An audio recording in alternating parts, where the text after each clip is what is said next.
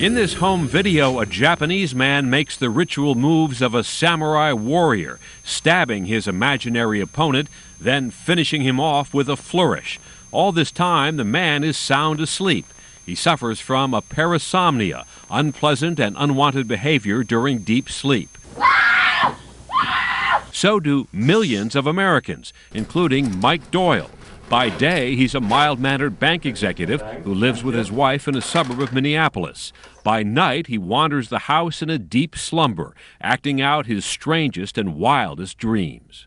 Ran down the hallway and jumped from the top step and landed somewhere near the bottom. I got up and went back to bed, and the following morning I didn't realize what I had done until I sat down on a wooden chair in the kitchen, and I thought I was going to die because of how bad it hurt to sit. What happens with parasomnias is that the brain tells the body to move, to walk, to have sex, to eat, to become aggressive, to become violent. It's the brain that directs the muscles and the rest of the body to engage in these activities.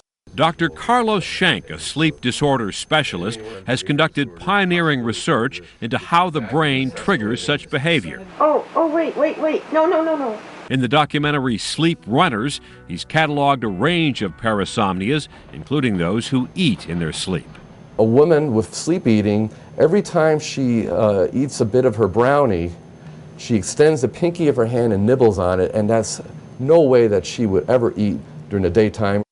This 21-year-old woman eats and drinks continuously over 2 hours while asleep in the dead of night. She starts munching on bread. A few minutes later, she washes it down. Then it's the bread again, then potato chips, the drink, and once more the chips. The sleep eaters generally have partial awareness of what they're doing, but they don't know the full extent until the next morning. Then with horror, they will see all that they ate. Here, it was a bite out of a frozen pizza. And also, they really are very disgusted with how they ate, such as spaghetti and meatballs with their bare hands, or they make a tuna fish sandwich loaded with salt and pepper, or even a cat food sandwich. A cat food sandwich? They make a cat food sandwich, they butter cigarettes, they put coffee grounds, Coca-Cola, and eggshells in a blender, and then they blend it all together and drink it. It's bizarre. Sometimes the bizarre behavior can be quite violent. This is a 21-year-old man suffering a night terror. He responds by throwing a backhanded punch at his pillow, and then he growls. Why are people responding to sort of primal fears in their sleep? Well, I think it's the flight or fight response, that suddenly out of deepest sleep, you encounter a major threat and you have to respond either running away or fighting against the threat. The parasomnias are considered a brain dysfunction, not a mental illness. Most parasomnias can be diagnosed and effectively treated, and most parasomnias are not a function of a daytime psychiatric disorder. But Mike Doyle feared the stigma, one reason he only reluctantly signed up for a sleep study at the Minnesota Regional Sleep Disorder Center. He's wired with hundreds of leads so that researchers can monitor his brain and body. And I'll also be applying a snore sensor. Such testing is critical because some parasomnias during the dream stage of sleep, known as rapid eye movement or REM, can be a precursor to brain diseases, including Parkinson's. We identified a new disorder called the Rapid Eye Movement Sleep Behavior Disorder, or RBD, mainly affecting men in their 50s or older who were acting out violent dreams involving unfamiliar people or animals. After we followed these men along for a decade or longer, we realized that at least 2/3 of these men develop Parkinson's disease, which is a traditional neurologic disorder involving tremor and rigidity. Mike's wife, Cheryl, is concerned. Her husband has been walking, talking, and occasionally raging at her in his sleep throughout their 8-year marriage. He'd bolt right out of bed and would scream, yell. Sometimes it was just nonsense. There were dogs in the house and we needed to get the dogs out. The only time that I would probably run after him is if I heard the front door open or the garage door open. He'd actually leave the house? Yes. What kinds of things would you notice, Mike, about these episodes? Well, certainly the frequency, 3, 4, sometimes 5, 6 times at night. Tonight you're going to learn to be an animal, to live like an animal and to die like one. One of his recent night episodes involved the movie Cape Fear. Robert De Niro stars as an ex-con who stalks the family of a lawyer played by Nick Nolte. There's a scene where the family is on the boat and they're in the river, and the family is trying to escape Robert De Niro, and they're all jumping into the river, and I dreamt I was on that boat. And I got up and out of bed and I kind of got a running start and dove into our living room. He actually pushed me in a closet, and that's when he dove on to the floor.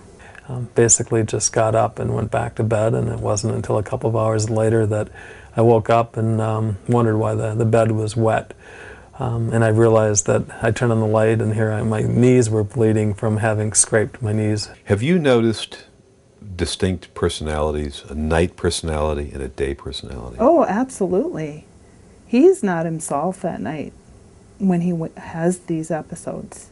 He's a totally different person. Jekyll and Hyde? Yes. Mm-hmm. Sleep disorders have increasingly served as legal defenses in violent crimes, with mixed results. 2 years ago, this Canadian man was acquitted of rape after claiming he was asleep when he forced himself on a woman after a party. The two had been napping on a sofa. The defense called it sex-somnia.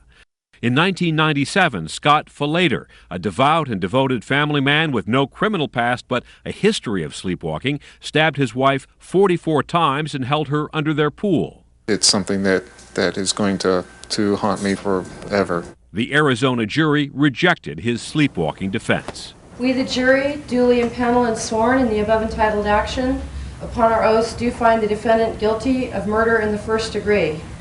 Do you think someone can be innocent of murder because they have a sleep disorder? Yes, someone with a parasomnia can commit an act of murder and have no idea what he or she is doing in the process. So on that basis, yes, they should be considered innocent. I need you to relax with your eyes closed, please. During his sleep study, Mike Doyle is monitored overnight and through a series of naps, nearly 24 hours in all. And he did have one very brief kind of confusional arousal from deep non-REM sleep. In the morning, Dr. Schenk and Dr. Mark Mahald, a neurologist, go over the results. During REM sleep, was there any evidence for REM without atonia? REM sleep looks pretty good. So, Mike and Cheryl get some good news. The sleepwalking does not appear to be the more serious REM behavioral disorder, RBD, the red flag for Parkinson's disease. And the bottom line is you have obstructive sleep apnea that is superimposed on your sleepwalking. You did have one episode of confusional arousal with mumbling out of slow-wave sleep, which is very consistent with the sleepwalking history.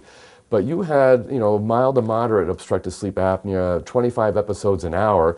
The prescribed treatment includes a breathing device to prevent sleep apnea and perhaps a common sedative.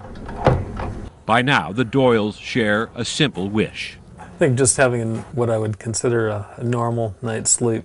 Getting a good night's sleep myself. Uninterrupted sleep would be nice. For this couple, that is the ultimate dream. A sound sleep, unburdened by the terror of the night. I'm Chris Bury for Nightline in Minneapolis.